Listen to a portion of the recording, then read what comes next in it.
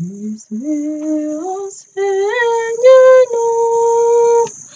tous les jours, instruis-nous. Jésus, enseigne-nous. Oh Yahweh, sauve-nous de l'ignorance. Tu as dit, mon peuple périt, faute de connaissance. Oh Jésus, envoie-nous ton Esprit Saint pour nous enseigner, pour nous assister.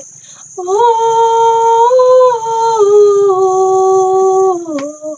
oh, oh, oh, oh, Jésus, Jésus,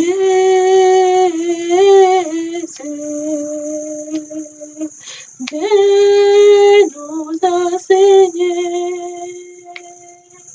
Viens, nous t'appelons Adonai.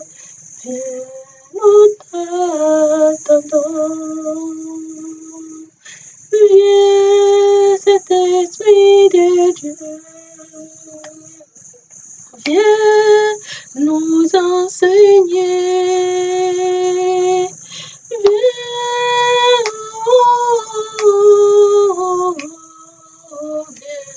viens nous enseigner. Oh, oh, oh, oh, oh,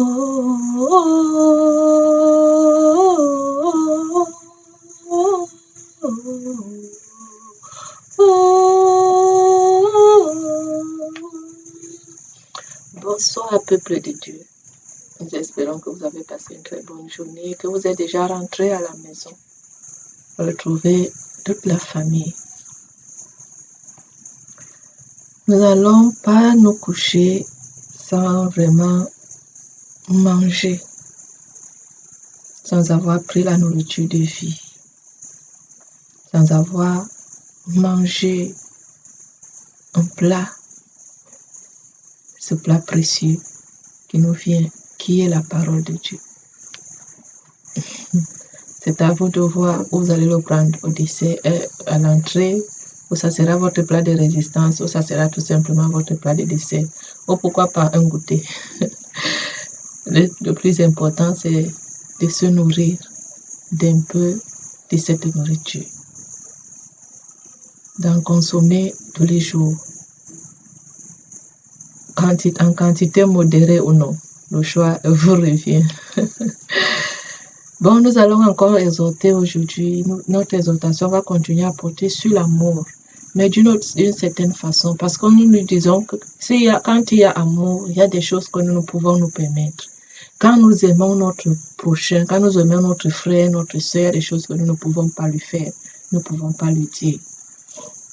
Donc aujourd'hui, nous allons encore parler de ce même sujet, mais un peu dans le sens du jugement, en fait. Nous aimerions que nous soyons de ceux-là qui prônons par l'exemple, pas par les paroles, mais par l'exemple.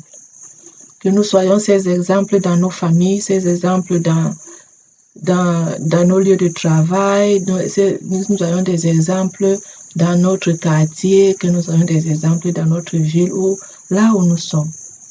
Que par les actes que nous posons, nous parvenions à amener les autres à changer, oui, sans pour autant leur porter des critiques.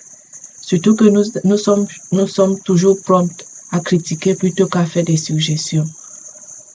Donc, aujourd'hui, ce soir, nous allons nous appuyer sur le livre de Matthieu, en son chapitre 7. Nous allons lire les 4 premiers versets. Oui. Que cette parole, cette nourriture nous soit vraiment appétissante et qu'elle nous apporte les nutriments dont notre corps, notre organisme a besoin, dont notre cœur a besoin, dont notre esprit a besoin pour être en bonne santé. Sur ce, nous allons lire. Nous allons lire Matthieu chapitre 7, en son verset 1, versets 1, 2, 3 et 4. Nous lisons. Ne jugez point, afin que vous ne soyez point jugés, car on vous jugera du jugement dont vous jugez, et l'on vous mesurera avec la mesure dont vous mesurez. Pourquoi vois-tu la paille qui est dans l'œil de ton frère, et n'aperçois-tu pas la poutre qui est dans ton œil? Ou comment peux-tu dire à ton frère, laisse-moi ôter une paille de ton œil, toi qui as une poutre dans le tien? Parole du Seigneur. Chacun va se reconnaître. Nous avons toujours le doigt accusateur sur autrui. C'est toujours autrui qui fait mal. Nous sommes saints. Les critiques sont toujours portées vers autrui. Abstenons-nous de tout jugement. Parce que c'est avec le jugement que nous jugerons qu'on nous jugera. Nous ne sommes pas habilités à juger. Tel autre bandit, tel autre voleur, c'est une prostituée. Qu'est-ce que tu en sais? Et toi-même, t'es-tu examiné? T'es-tu regardé dans un miroir? N'as-tu pas de reproches à te faire à toi-même? Est-ce qu'un seul instant, tu t'es remis en question? Est-ce que tu as écouté les plaintes qui se font autour de toi? Est-ce que tu as pris un seul instant? Tu t'es déconnecté d'autrui, de celui vers qui tu portes tes critiques, pour t'examiner, pour écouter ce qui se dit de toi.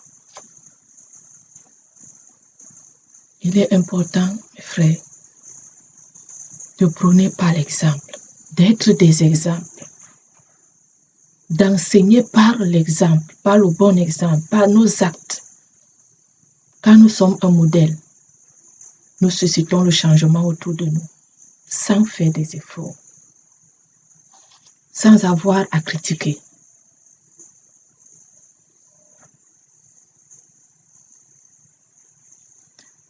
Toi qui insultes ton frère ou ta sœur, qu'elle est sale, ou ton frère est sale, t'es-tu regardé? Toi qui dis que celui-là n'est pas en accord avec Dieu, qu'est-ce que tu en sais? Qu'est-ce que tu en sais?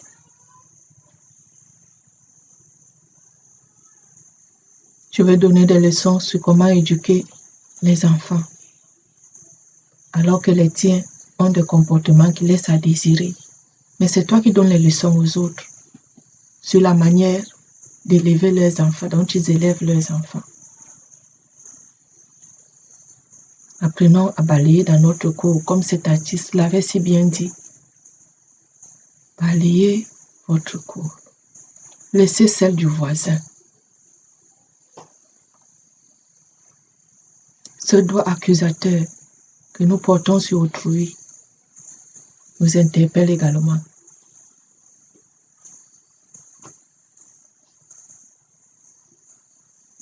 Ne jugeons pas. Cette femme que tu appelles prostituée, tu insultes qu'elle est prostituée. Tu ne connais rien de sa vie. Toi-même, quelque part, tu exerces une forme de prostitution qui semble être cachée. Mais devant Dieu, tu n'es pas caché. Toi qui dérobes, tu insultes autrui qu'il est voleur. Toi qui pratiques la corruption, tu te moques des corrompus quand ils sont pris. Tu oublies que toi-même tu fais la même chose et que ce qui leur arrive t'arrivera tôt ou tard.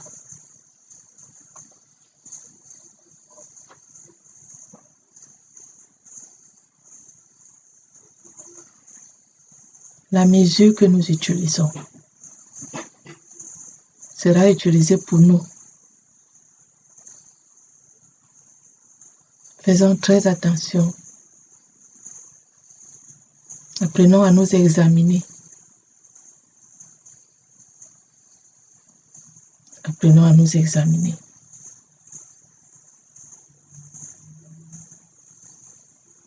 Avant de dire à l'enfant du voisin, avant de lui apprendre comment laver la face sur son visage, qu'il voit cela de toi, qu'il voit cela, qu'il voit tes enfants appliquer cela. Ainsi, ils apprendront aussi. Avant d'insulter une personne, d'être infidèle, regarde-toi. C'est pas parce qu'on ne te voit pas faire que pour autant tu ne le fais pas.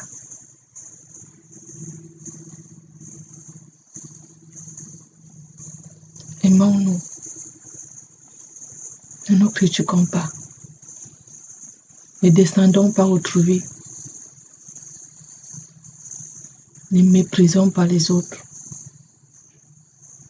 Si nous ne voulons pas être méprisés. N'insultons pas si nous ne voulons pas être insultés. Ne soyons pas infidèles si nous ne voulons pas être trompés. Faisons aux autres ce que nous aimerions qu'on fasse pour nous. Faisons aux autres ce que nous aimerions qu'on fasse pour nous.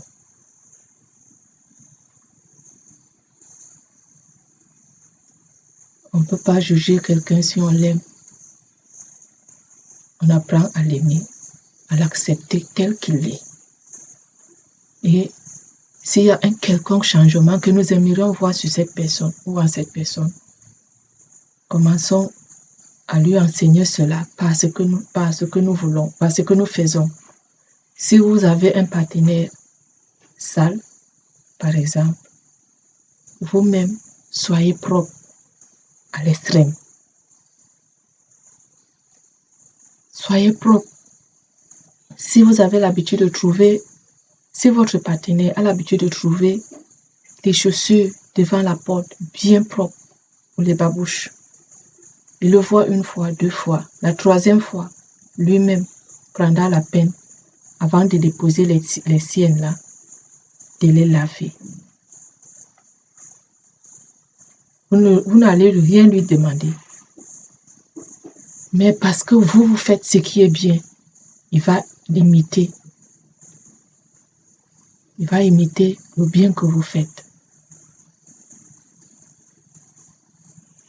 Si vous avez un ami infidèle ou une amie infidèle, montrez-lui l'importance de la fidélité. Présentez-lui le bon côté de la fidélité. Par votre façon de faire, par l'amour que vous dégagez en vous. Et cette personne, avant même que vous ne le réalisiez, aura changé.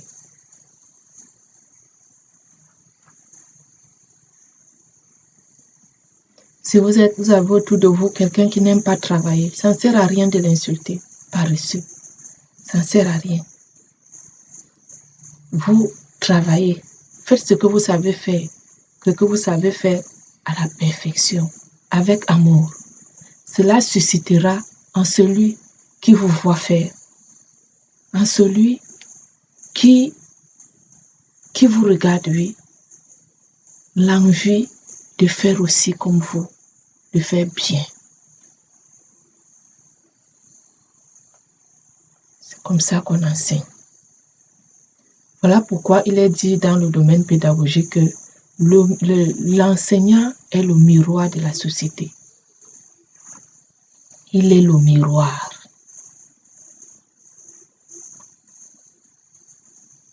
Ça veut dire que la population ou la société se mire au travers de lui. Un enseignant modèle, un enseignant qui a un bon comportement, qui ne parle pas n'importe comment, qui s'habille décemment, verra également ses élèves aller dans ce même sens. Ils n'auront pas besoin qu'on leur chante tous les jours qu'il faut qu'ils s'habillent décemment. Mais ils vont vouloir ressembler à cet enseignant-là qui leur montre ce qui est bien. N'allez pas dire à un élève de bien s'habiller. Quand vous-même vous partez à l'école, vous présentez en classe, débraillé. Non. Montre-leur l'importance d'être bien mis. Être bien mis ne veut pas dire s'habiller chèrement, non. Mais savoir se mettre ce qui est propre et décent.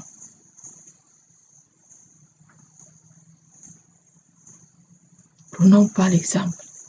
Que nous soyons des exemples dans nos familles, dans nos maisons. Influençons positivement notre entourage, nos contacts, nos amis, nos connaissances.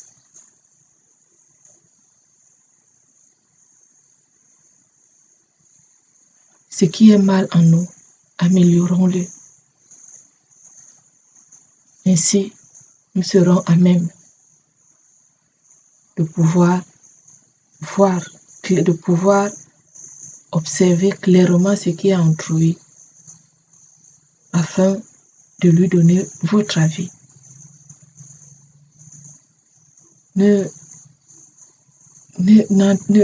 N'expérimentez pas l'embarras qu'il y a de se rapprocher de quelqu'un pour lui dire quelque chose dont il va vous reprocher la même chose. Vous voulez donner un conseil à quelqu'un et vous retournez le conseil en disant faites-le d'abord vous-même, appliquez-le sur vous-même. Là, nous verrons afin de le pratiquer.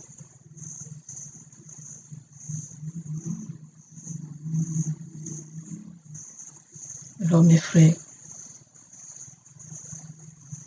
que l'Esprit du Seigneur nous aide, nous enseigne davantage dans nos cœurs. Bonne méditation, bonne soirée dans la paix du Christ. Loué soit Jésus-Christ, à jamais.